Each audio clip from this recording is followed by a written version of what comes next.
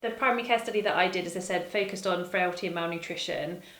And what happened there was a proactive reaching out to patients. So we did a search on System 1 and we pulled out anybody who had a BMI of less than 20.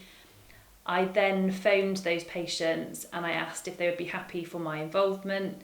If they went on to say yes, then we would discuss whether it was unintentional weight loss, whether they'd always been that weight, or just a bit further, is it their clothes getting looser? What are they noticing? And what I found with a lot of elderly, frail patients was that they thought getting more frail was part of normal aging, and that certainly doesn't need to be the case for a very long time.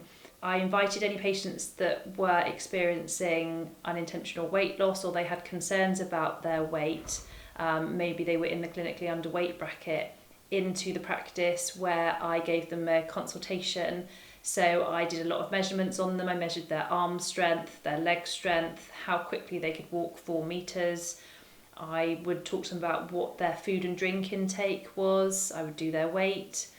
And then we would discuss what dietary changes they could do that were very practical to try and make themselves stronger, along with also just basic exercise advice to make sure that what they are taking in dietary wise was also supported by muscle growth.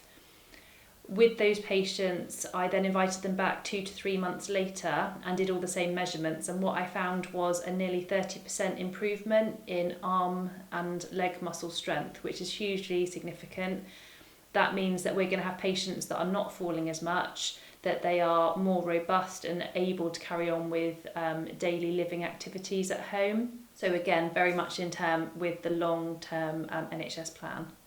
So it's really important that we are treating patients before they go to hospital. So this is why it's really essential that we are targeting people while they're living in their own homes. Once you get into a cycle of being repeatedly admitted to hospital for falls, getting into a system where you might be going to a care home, it's a downward spiral of how you're going to improve. It's really important that we are doing that proactive work in line with initiatives like Ageing Well, to make sure that, like I say, we can keep people at home where the majority of patients want to be. They want to be at home living their life independently for as long as possible.